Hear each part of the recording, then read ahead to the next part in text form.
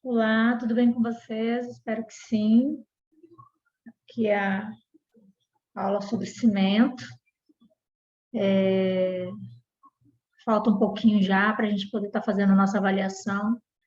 Acredito eu que ainda é do segundo bimestre, né? Então a gente está correndo aí para que dê tudo certo, ok?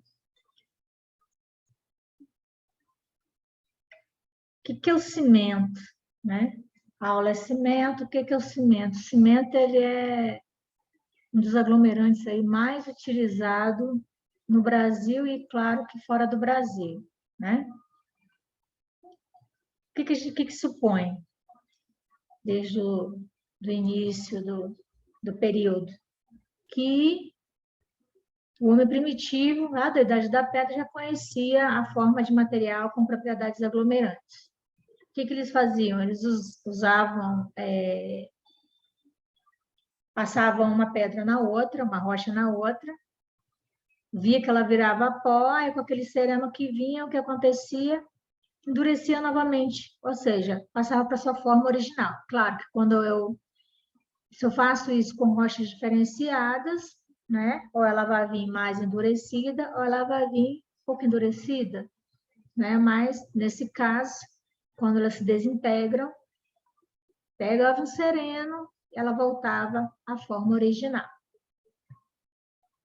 O cimento Portland, ele é pela norma brasileira BNT NBR 16697. Lá vai ter todos os requisitos necessários da forma que eu armazeno, da forma que eu fabrico, as qualidades que tem e as autorizações necessárias.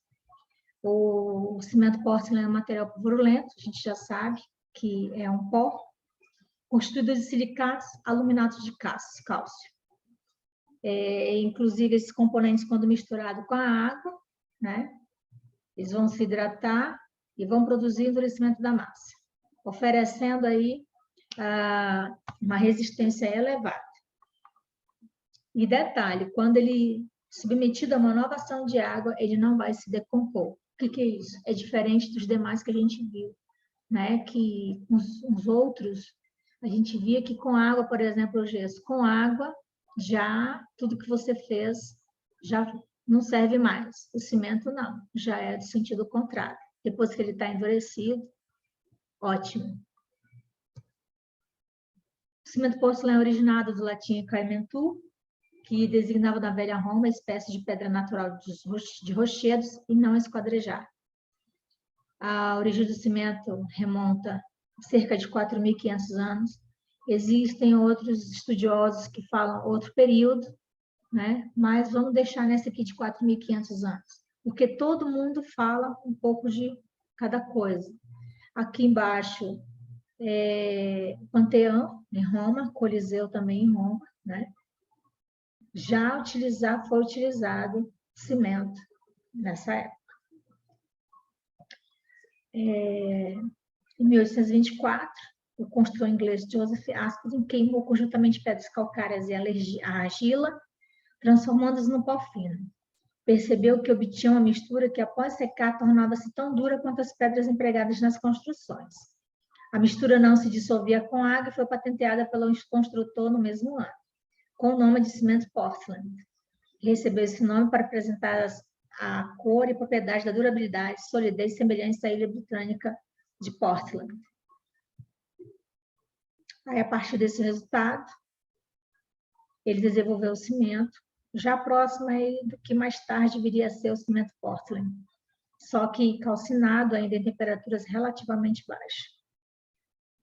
Em 1824, recebeu a patente desse produto, concedida pelo rei George IV. Aqui ao lado, a patente.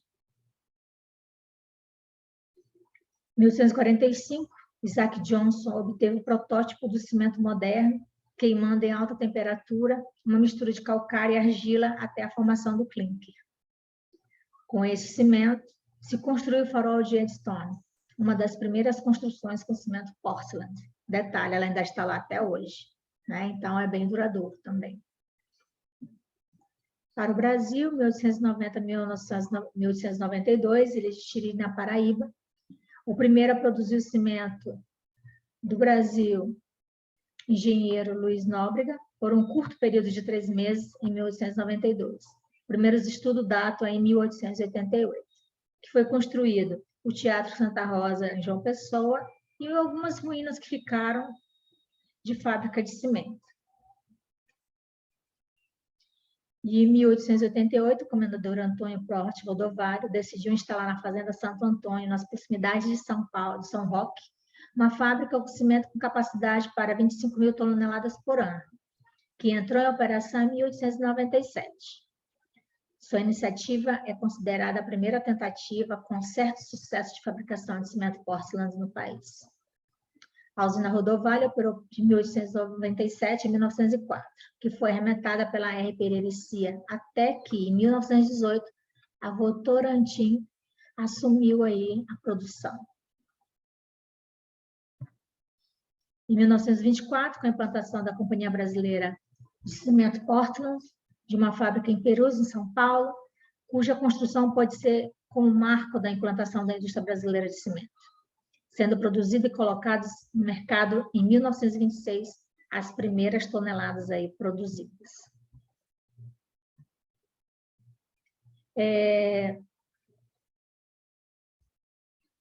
Existem 24 grupos cimenteiros até a época do fechamento desse, mas esse fechamento aqui foi bem antes de vir para o Instituto. Existem 24 grupos cimenteiros. Existem algumas empresas, alguns estudiosos que falam que só tem 55 fábricas no Brasil, mas eu já estou especificando aqui que são 100 fábricas em operação e fabricação, tem algumas temporariamente suspensas. 34 marcas distintas com capacidade instalada de 102 milhões de toneladas. Então, assim, nós temos também aqui, né, na cidade, no nosso município. E a tendência é crescer, né? Como é que é a produção do cimento?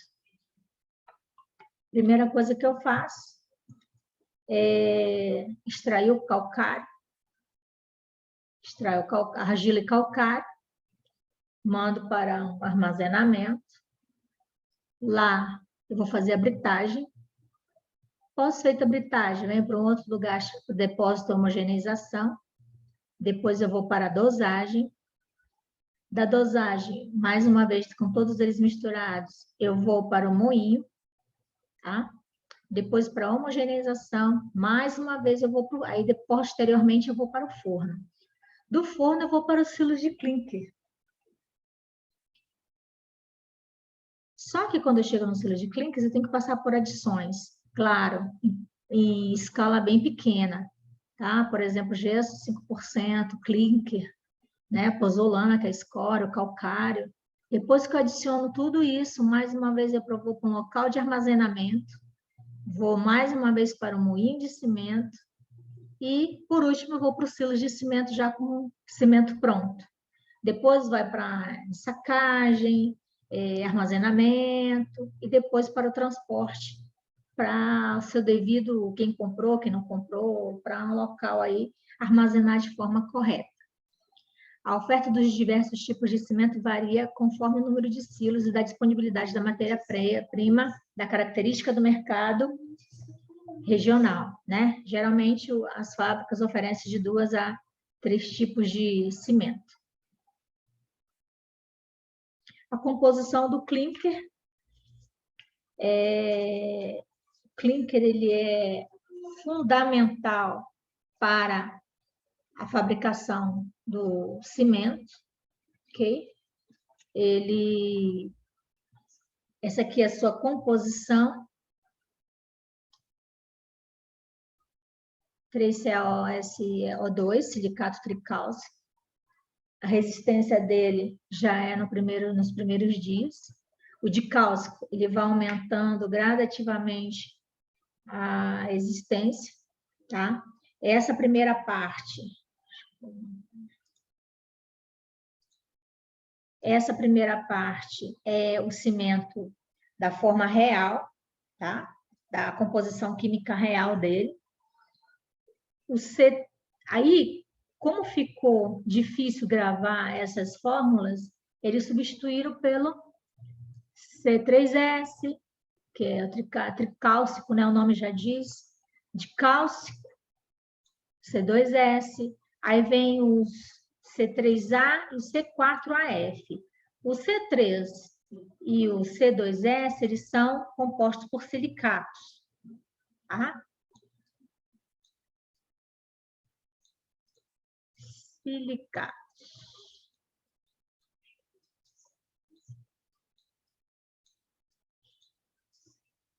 E os CA3A e o C4A são os aluminados.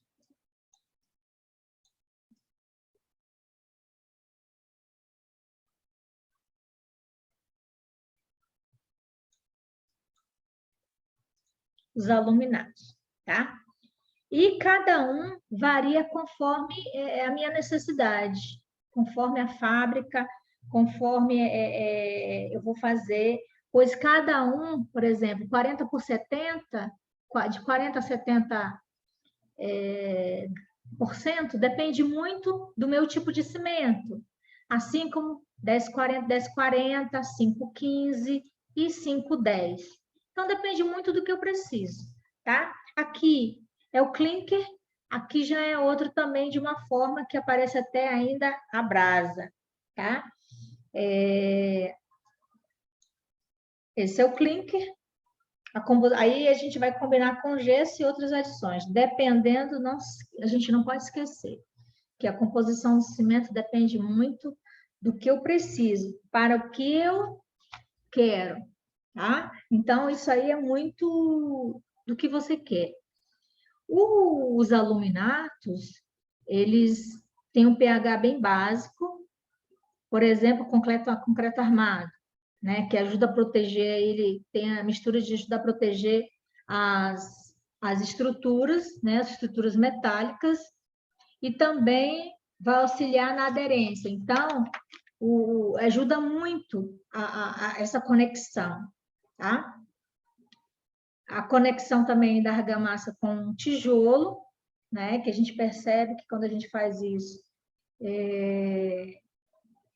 também existe aderência, conexão junto com o aço, com a barra de aço, né? Para não acontecer o quê? De eu colocar o aço lá, o que que vai juntar, né? Então, isso aí é muito importante para o que eu estou fazendo, ok?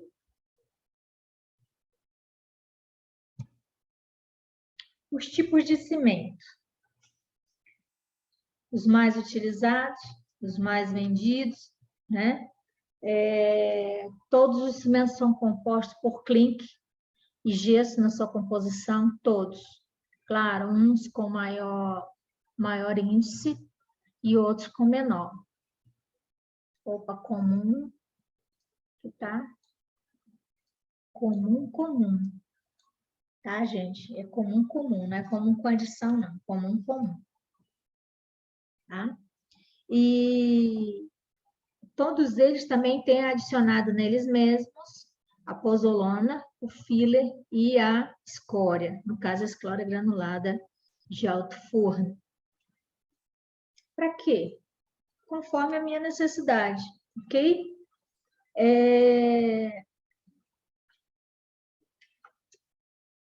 O comum, CP1, ele tem o quê? Tem o clinker mais o gesso na sua composição.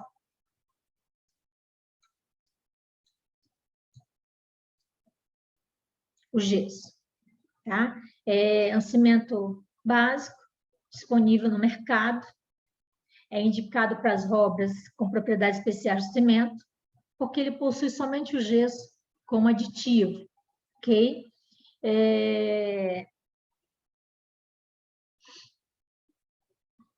Ele, com aditivo que faz o papel de retardador de de pega, né? Aumentando aí o tempo de aplicação, e também ele é de alto custo e baixa resistência.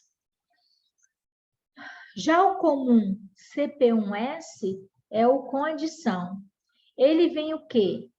Além de vir com o que eu apresento aqui, clínica mais o gesso, ele ainda apresenta uma pequena porção de pozolana, tá? E detalhe, além dele ser caro, ele é caro, ainda não possui muitos benefícios, tá? Garante menor permeabilidade ao material. Então, pode comprar? Pode, mas às vezes para a tua necessidade ele não vai te ajudar. Aí vem com adição de escória, o CP2E. Quando eu falo CP2E, eu já posso relacionar ele com a escória, tá? É recomendado para estrutura que exijam desprendimento de calor, porque ele é moderadamente lento. Possui também calorização menor, que aí libera menos calor em contato com a água, tá? E o CP2Z?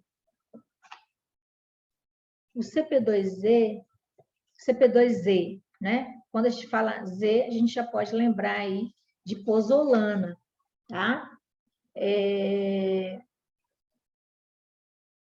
é bem parecido com o primeiro, né? Que ele tem gesso, tem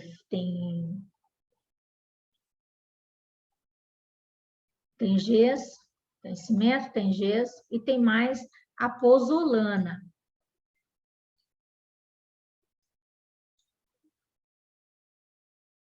O que a gente pode falar com isso?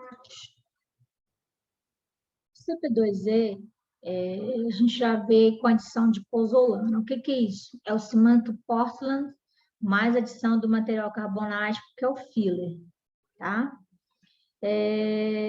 Perdão, só o material pozolânico.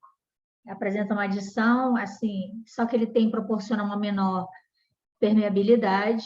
Seu uso é indicado somente para obras subterrâneas que fiquem em contato com água, tá? O composto CP2F, esses aqui são os compostos. O CP2F, com ele sim que é com adição de fillers, desculpa ter falado da outra forma.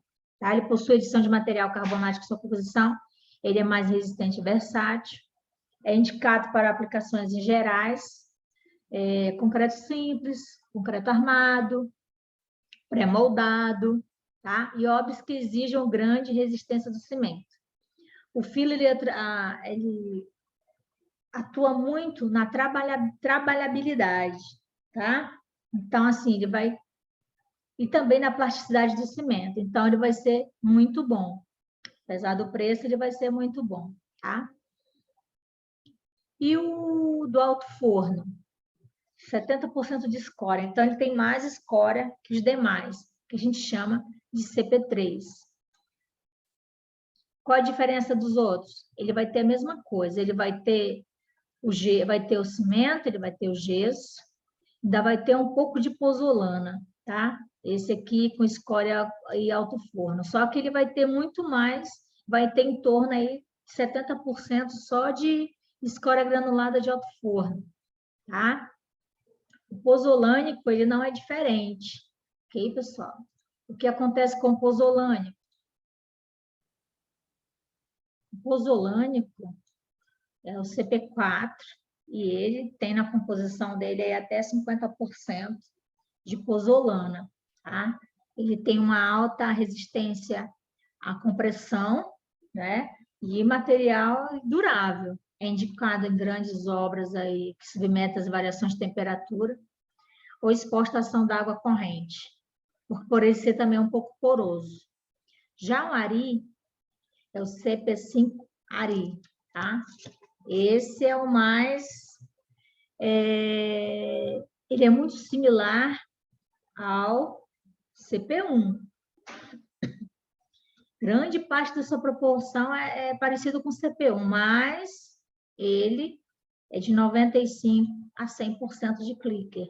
Moagem mais fina, tipo, ele é muito mais fino, ok? É muito básico quando ele não tem aditivo. É produzido de dosagem, fabricação de clinkers de forma bem distinta, com maiores quantidades de calcário e argila. Possui uma alta resistência inicial, então o inicial dele já vai sendo bem elevado em relação aos demais, tá? Ele torna-se duradouro e resistente por muito menos tempo, tá? Dos outros modelos. E ele é muito recomendado para fabricação de concreto e pré-moldados. Aí existem uns que são menos consumidos, que eles têm umas características especiais, ao cimento porcelain resistente a sulfatos, que é o RS, deixa o cimento mais resistente a sulfatos. Eles são presentes na rede de esgoto, em ambientes industriais e construções aí com água do mar, ou construções aí que têm contato com a água do mar. O cimento porcelanato branco, ele é muito utilizado para rejuntes, né? Matéria-prima de baixo de manganês e ferro, é mais utilizado como rejunte e peças cerâmicas, que a gente conhece muito na construção, tá? Tem também o porcelanato de caloridratação, ele possui uma propriedade que retarda o desprendimento de calor, evitando assim o aparecimento de fissuras, mas ele tem que ser bem aplicado, bem dosado, tá? Aí aumenta a sua durabilidade de estrutura e é muito resistente a altas temperaturas. Não quer dizer que os demais cimentos, eu não posso ter esse cuidado de dosagem, de se foi armazenado no local correto. Todos têm essa mesma proporção, todos eu tenho que ter uma dosagem legal, padronizada, para que eu não tenha problema posterior, ok? Esse aqui é mais ou menos o que tem que vir no cimento, na frente, tipo e classe, né? Informando a extremidade de alto padrão, deve constar classe e tipo de cimento, se é CP1, CP2, CP3, etc. Quem do centro, quem foi que fabricou, né? O tipo e classe, esse aqui são 50 quilos, outro tipo e classe, da mesma forma, indicando, e o verso dele, tá? Olha só como é que ele fica aqui, ó. Bem bonitinho. O verso tem N instruções, alguns até vêm até instruções de uso, como é que eu devo utilizar. Isso também serve para os brancos, tá? Muita gente não se atenta ao que vem descrito também nessa capa, né? Só que quando eu coloco o cimento aqui, eu coloco um produto para que ele consiga chegar na minha obra, no meu armazém, em contato com umidade não adianta, né? E teve umidade, teve infiltração, já vai deteriorar. O que é deteriorar? Ele vai ficar duro, vai ficar em forma de pedra novamente. Então, não vai ser muito adequado para a minha utilização na obra que eu quero, para que eu quero, porque ele já passou aí ele já passa por umas reações químicas. Em contato com água, ele vai mais ainda. Tanto é que quando se você um dia tiver a oportunidade de pegar, claro que não pode, né? Porque ele tem uns compostos químicos, mas se você pegar, se a água não estiver molhada, já aquece a tua mão, já fica um pouco quente. Então, também tem que ter muito cuidado, até para eu manusear. Da forma que eu vou trabalhar com cimento, eu tenho que estar utilizando os equipamentos de proteção coletiva, individual, dependendo de você trabalhar. Tá? Você só não pode ficar, colocar a mão lá, usar botina, tiver que usar avental, usar avental. Muitas vezes as pessoas dizem assim que isso é muito complicado, né? Utilizar porque atrapalha a atividade. É melhor você usar do que você ficar doente ou vir até a óbito devido a alguma atividade que você estiver exercendo.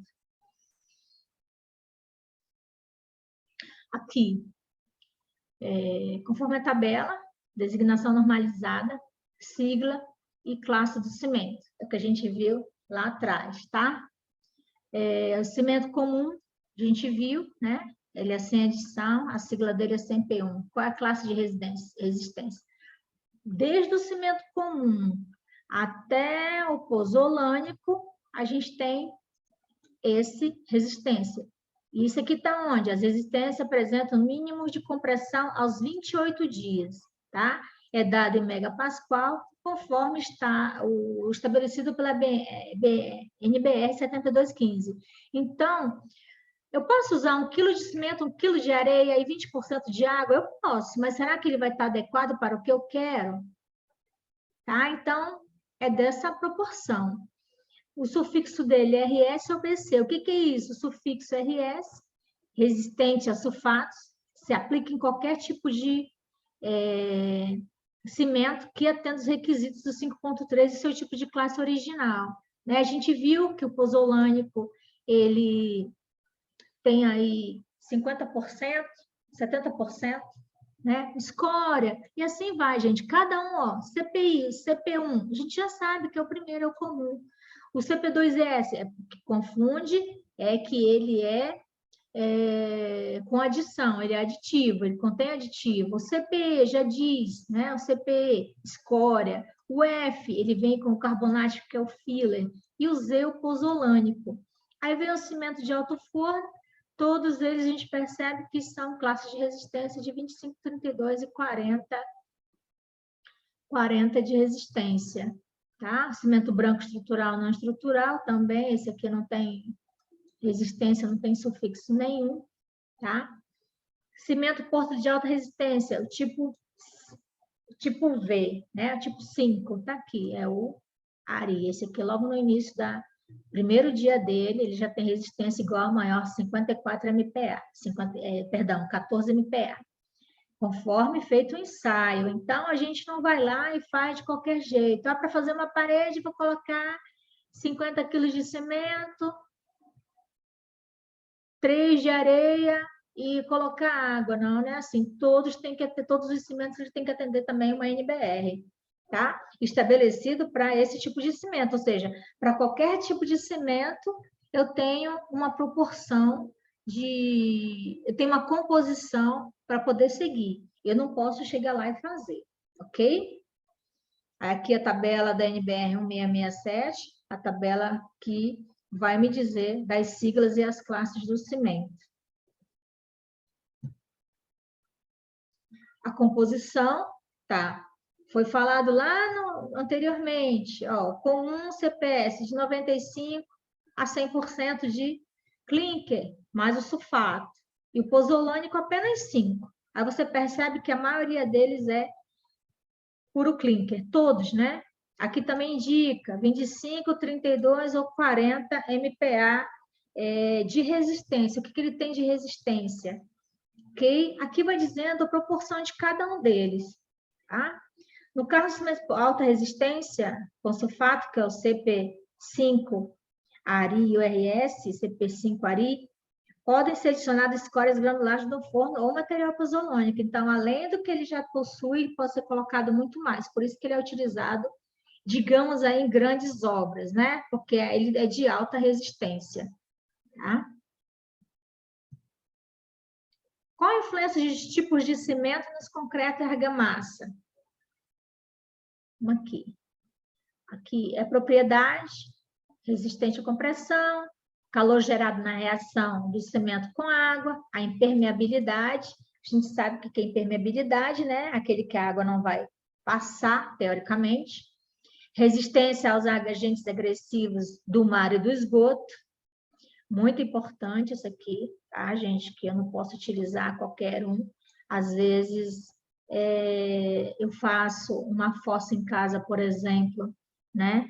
Eu tenho que usar um cimento adequado para aquilo, tá? E, claro, a gente exige que ele seja durável, isso é com certeza. O comum e composto, eles são todos padrão. O alto forno, menor nos primeiros dias e maior no final da cura, tá? Calor gerado é menor, a impermeabilidade é maior, a resistência maior e a durabilidade maior. Pozolânico, menor nos primeiros dias, menor calor gerado, maior impermeabilidade. A gente busca muita impermeabilidade também, tá, gente, em obras. Por quê? Para que não venha ter problema posterior, não venha haver um desgaste, não venha haver um desprendimento entre o cimento, perdão, o concreto e o aço, por exemplo, que vai havendo aquele desgaste, aquilo ali não é para acontecer agora, porque tem a durabilidade dele também, né? Tanto é que quando a gente olha a durabilidade, o comum e o composto é padrão. Os demais, fora, o que é maior? O padrão maior é o alto forno, pozolânico, resistente a sulfatos e o baixo calor de hidratação, tá? A alta resistência inicial, que é o ARI, muito maior nos primeiros dias, tá? Só que agente agressivo de esgoto ou relacionado à água do mar, a resistência dele é bem menor, tá? Resistente aos sulfatos, agente agressivo, o estrutural branco menor, que a gente sabe para que é o estrutural branco, né? E baixo calor de hidratação, resistente a agressivos, ele é muito maior no caso de hidratação. Aqui, apenas da forma que eu vou fazer depois que eu faço a mistura, né? Isso acontece ou na minha obra ou na concreteira, mas eu posso, quando chegar na minha obra, se eu tiver um laboratório, eu posso retirar umas amostras para saber se realmente está adequado? Com certeza, eu devo, tá? Porque, então, não posso confiar na concreteira? Pode, mas você pode fazer o teu teste também, né? Você pode fazer o teu teste também. Eu fiz uma visita naquela ponte que vai para Rio Branco, tá? Que demorou muito para fazer interdição, usava-se muito a balsa, tá? Lá, quando a gente fez a visita que verificou, eles recebem o concreto, eles retiram um pouco do material, faz as amostras deles e fazem um teste, para ver se realmente que vai bater com o que a concreteira passou, porque a concreteira, ela vai dar um relatório para ele final, ele também precisa ter o relatório dele, tá? Aqui, ó, ou já está havendo desgaste, porque tem água do mar, tá? Mas isso aqui, claro, né, gente, não é do dia para a noite, mas a gente precisa ter cuidado também com a dosagem.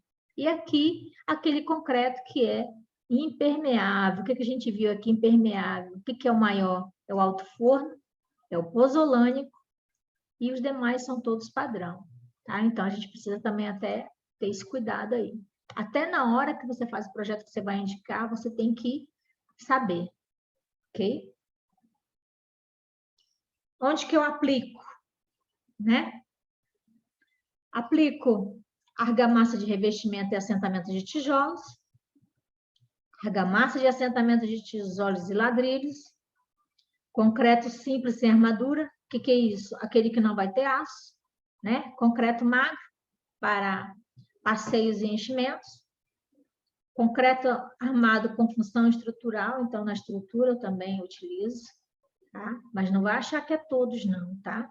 Pisos industriais, estou até indicando aqui, ó, depois ele vem com a borboleta, joga água para estar posteriormente fazendo a cura, né? Que varia aí de 3 a 28 dias, dependendo do que eu vou fazer, tá? Também para assentamento de alvenaria, de tijolos, de blocos, pavimento de concreto simples ou armado, tá? É utilizado muito em pavimentação, né? Em estradas, rodovias. Eu vi um desse com concreto armado no estado de São Paulo. Então, assim, é perfeito, perfeito. E tem aquela facilidade quando eu utilizo essa parte na pavimentação, que eu não preciso fazer que nem um asfalto, né? Eu vou lá, retiro, faço e coloco a massa e faço o meu concreto novamente. Ele não vai deteriorar, que nem acontece com o asfalto. Genilson, então, o asfalto, ele não é bom quando aplicado quando feito as suas camadas corretamente, ele é durável. Não adianta eu colocar 5 centímetros de asfalto, não vai ficar bom, tá? Então, assim, o concreto, ele é tudo, o cimento, ele é tudo, tá, gente? Existem as propriedades, tá? Massa específica, superfície específica, a gente sabe quanto mais fino, melhor, tá? O calor de hidratação, ele tem resistências mecânicas aí ótimas e ainda tem ainda o seu tempo de pega, tá? A massa específica, ela é o cimento em relação ao volume, né? Quantidade de cimento pelo volume, onde a gente vai encontrar muito aqui M, tá, gente? Só que muita gente confunde esse M com esse M aqui, tá? É específica do material ensaiado. Vocês devem estar achando estranho que não tem atividade de cálculo, né? Muita calma, tá?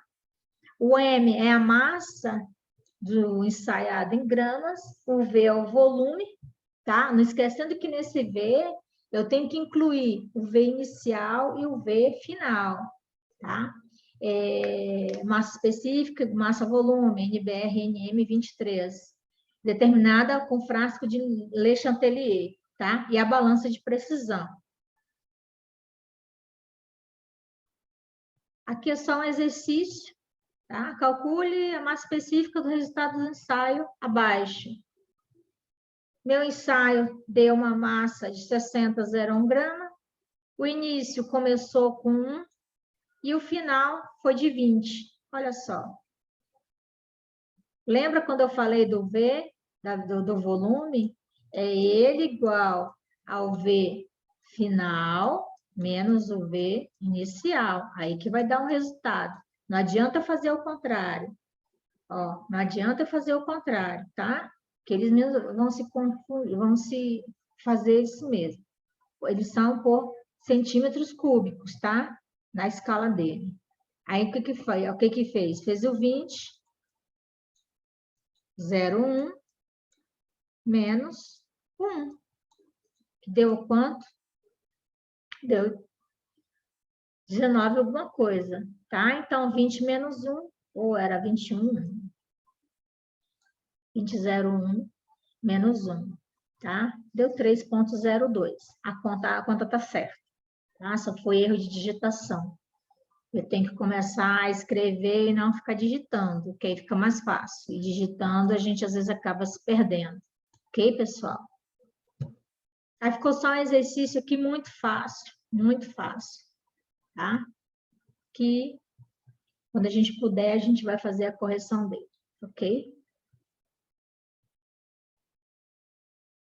Até para a finura, né, a superfície específica, a finura, ela tem uma NBR, que é 11579, é caracterizado o índice de finura, que passa o material retido em 75 micrômetros, que é expresso em porcentagem de massa calculada em até os décimos. Então, o que der, eu ainda tenho que aproveitar. O valor do ensaio é o valor obtido em uma única determinação. Tá? Então, quanto mais fino, melhor. A gente mostra o clinker, né? Parecem umas bolinhas bem, até grandes, mas elas são muito finas. Ainda passa por moagem, fica mais fino ainda, tá, gente? Umas vêm até em brasas, tá? O calor de hidratação, tecnicamente conhecido como, pode ser definido como calor liberado pelo concreto através do processo exotérmico, no caso da reação com cimento e água. Então, cimento e água já tem a relação, né, a reação deles mesmos. Provoca um aumento de temperatura na massa de concreto, cujo calor será liberado na atmosfera, desse jeito. Né? Os grãos de cimento, quando adicionam água, o que acontece? Existe essa liberação, vai tendo calor e vai liberando. E realmente você sente isso daí. Quando acontece isso, que estou com calor externo, estou com liberação, estou com água, ele vai montando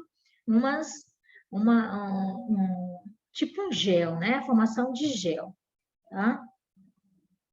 Aí, quanto mais água, quanto mais eu faço essa mistura, ele vai se juntando e acaba ficando um estado endurecido aí para uma resistência mecânica ótima. Esse é o calor de hidratação do cimento, ok? Resistência mecânica. A gente viu lá atrás, né? Mas aqui a gente vê, além da resistência dele também, o início de pega, né? A resistência aos MPAs, o CP1, o CP1, CP1S, o filler, escória, pozzolônico, o comum com adição e o comum sem adição, são das classes de 25 a 40 MPa. Resíduo que tem que ficar na peneira, os primeiros são em torno de menor que 12%. Já o CPZ, que é o pozzolônico, menor que 10%. O início de pega, olha só que longo, menor que 60 minutos. Então, todo o início de pega dele é o menor. Expansibilidade a quente, menor que 5 milímetros, é muito pouquinho, menor que 5 milímetros.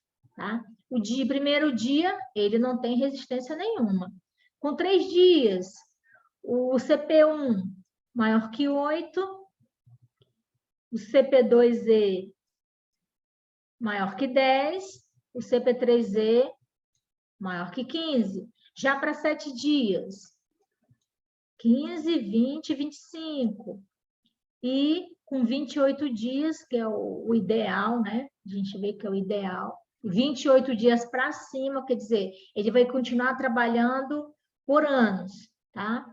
Maior que 25, maior que 32, e o pozzolônico maior que 40. Índice de brancura não serve para ele porque não existe, tá? Para eles não tem. O CP3 e o CP4, 25 a 32, olha só, menor, ainda é menor a proporção de resíduo na peneira, tá? Menor que 8%. O início de pega também é bem alto, né? Todos eles a partir de 60 minutos, ou seja, a partir de 1 hora. Isso fica para todos. A expansibilidade, a quente, todos eles também são 5 minutos, tá? Para um dia também não tem, né? Então, quer dizer que para um dia a resistência à compressão não vai existir. Olha só aqui, maior que 40 MPa, né? Então, o ideal é maior que 40 MPa, que já está o valor dele aqui, né? As resistências, as classes, tá? Aqui, resistência à compressão, ok? O CP5, o ARI, o resíduo da peneira tem que ser menor que 6%, também são 60 minutos. Para a expansibilidade a quente, menor que 5, que todos são. Ele, para um dia, ele já tem que ser maior que 14 MPa, tá? Para 28 dias, nem índice de brancura, mas os outros todos tem que ser maior. Para 3 dias tem que ser maior que 24 e maior que 34. O CBP estrutural, 25, 32 e 40. O que significa esse B? Maior que B, B, B e B, né? Resíduo da peneira de 45 milímetros, resíduos aplicáveis aos cimentos resistentes sulfatos baixo calor de hidratação, identificados por sua sigla, sufixo RS ou BC. Tá? Todos são maior que 60, né? 60 minutos. Todos, a expansibilidade ela tem que ser menor do que 5%. Para um dia ele não tem, aí para 5, para 3 dias já são 5, ele é o menor que 5, é igual a maior que 7, maior que 12 e índice de brancura maior que 82. São só os dois existentes que são os brancos e os sulfatos, tá bom? Resistência mecânica. E pega é o início de endurecimento, que se dá, a pasta começa a perder a plasticidade.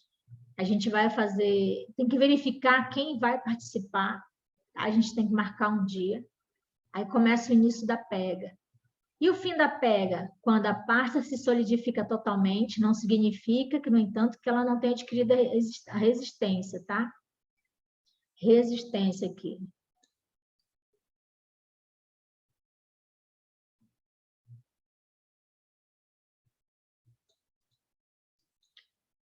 só conseguirei após anos. Pura verdade, tá? Eu termino, por exemplo, aqui é um teste que vai ser feito tempo de pega. Faço o teste, se eu deixar lá no terminar meu teste, deixar ela no cantinho, com o passar do tempo, com o passar dos anos, ela vai adquirindo a sua resistência. É isso aí, eu agradeço, tá? Pela oportunidade. E até mais, gente. Obrigada.